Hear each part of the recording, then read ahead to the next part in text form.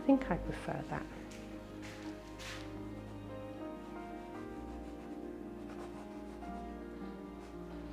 Sometimes the devil really is in the detail as well, I think. Sometimes the smallest things can make quite a big difference in a painting.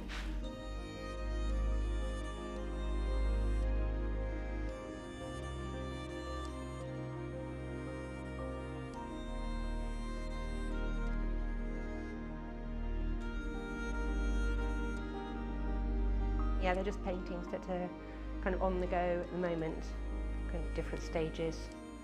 Those two at the end are really just, I do sort of things on cardboard or old scraps of paper, which just to work out ideas really. So it's not, those aren't, I wouldn't consider them ever a proper painting, they're more of just a sort of a sketch really to work out ideas for colours.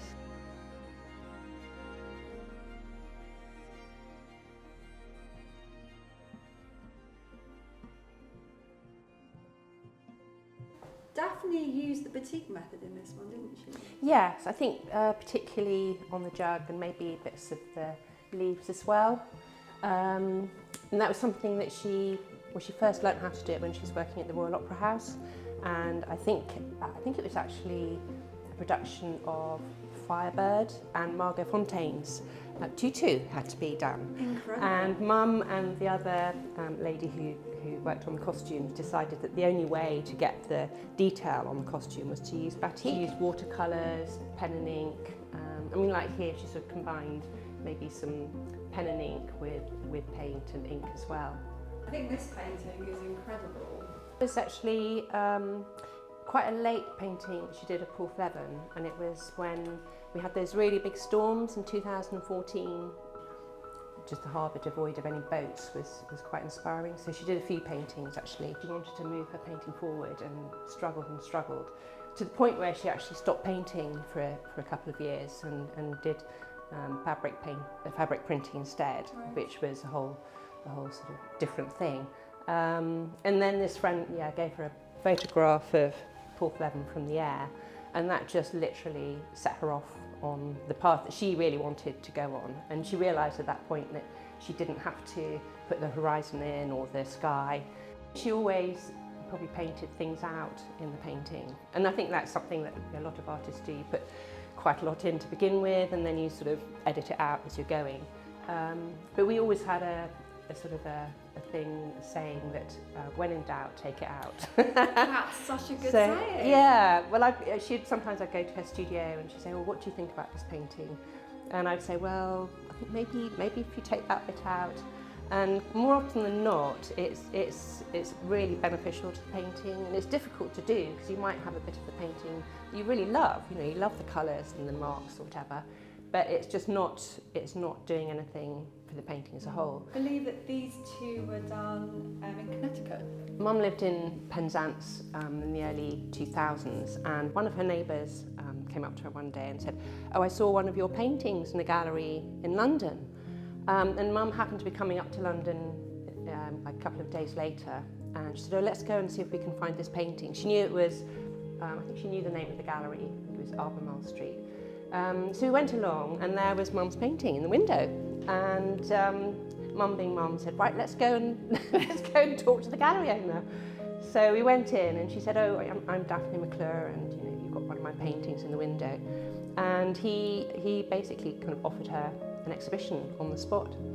So Mum said, oh, I don't know if I could, and you know, maybe in a couple of years or something.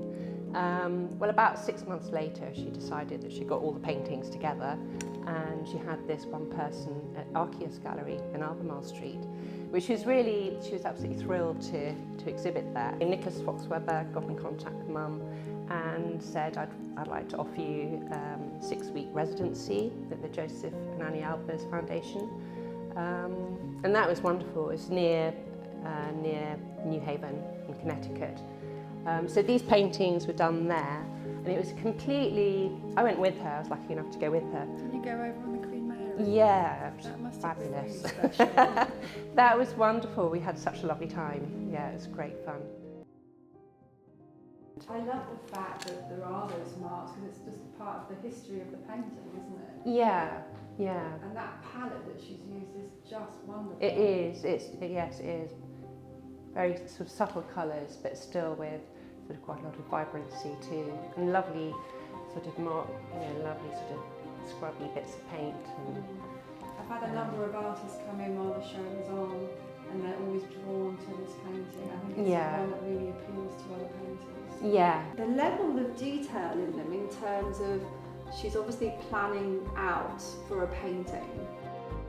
But she always had a little like lined post office notebook with her, Right. and so she'd also do quite a lot of drawings in those as well. So I've still got some of them, and there'd be sort of a shopping list on one side and then a little drawing on the other side. It's a rare thing to see the whole collection of her work. Yeah, as you say, it might not happen again. She didn't ever kind of tutor me in how to do things or tell me what to do. And she was very much kind of doing her own thing. She was doing her painting.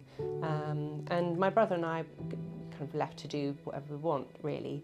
I mean, my brother spent his whole life in his sand pit.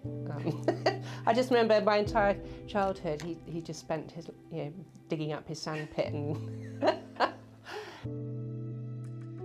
I think there are similarities in our approach. I think we both, I know that Mum painted always on things that she'd seen, so it was her starting point was always something observed, whether it was landscape or still life, whatever the subject, she would do drawings to start off with, and that's the same for me. So always, it might be something that I've just glimpsed quite briefly, like some of the little dog paintings.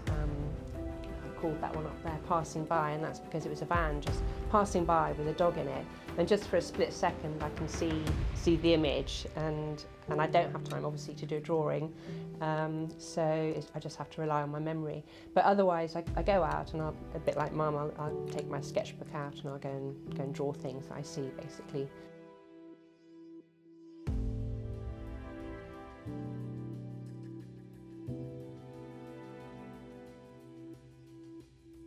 I think there's just like a wealth of subject matter just in quite a small area, really. And quite a few of these paintings are based on things I've seen just in my immediate sort of vicinity. They seem quite gentle, and I never feel like I'm being particularly gentle when I'm painting them. Over the course of being a painter, your palette changes a bit as well. There might be times when you're painting much brighter colours, and slightly dependent as well on subject matter. Painting landscape paintings, it's quite difficult in Cornwall to get away from the green, and it's one of the things that I really admire about Mum's paintings, the fact she managed to paint Cornwall and the Cornish landscape, and very rarely did a green painting. But she still kind of captured Cornwall and the essence of the landscape. But it's really important to get the kind of the bones of the painting and the structure right, or make the space feel right. There really isn't any such thing as a bad mistake. I think if you have an accident in painting, more often than not it leads on to a slightly different direction that you hadn't thought of, or something unexpected happens. So I think there's to my mind there's nothing worse than doing a painting and having it all kind of mapped out from the start, and kind of knowing what you're going to do where, and more or less knowing how it's going to end up. So I like to have an idea in my mind of how I'd like the painting to be, but also you've got to allow it to kind of go in its own direction a bit as well. When I go to my studio in the morning, I like to have a little bit of choice or sort of options of what I might want to work on. So one day I might feel like working on one of the landscape paintings, or another day it might be some dogs or whatever. So it's quite nice to have a bit of variety at the studio. I'm absolutely delighted to have sold work. It's actually a surprising number of people buy Mum's work and my work as well, and that's always nice, to be, that it was kind of being hung together in someone's house somewhere is it's really nice. When there's an exhibition coming up, obviously it gives that added pressure of having a deadline, And I think that helps. I think it definitely focuses my mind a little bit more, and it means that I've got to really think about getting things finished off. Because otherwise I'll tend to have quite a lot of unfinished work in the studio, whereas I think if this is going to go on the gallery wall, I better get it to look, work a bit better. When the deadline's too imminent, you want a bit of pressure, but not so much pressure that every single painting's got to be good enough to go in the show. You want to still have a little bit of kind of wiggle room, really.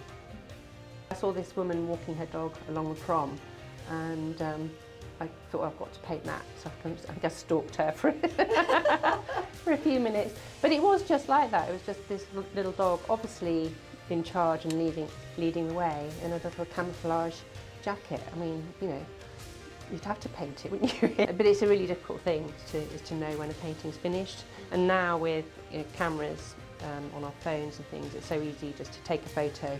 And then I look back at a painting at a previous stage and I think, why didn't I just stop then?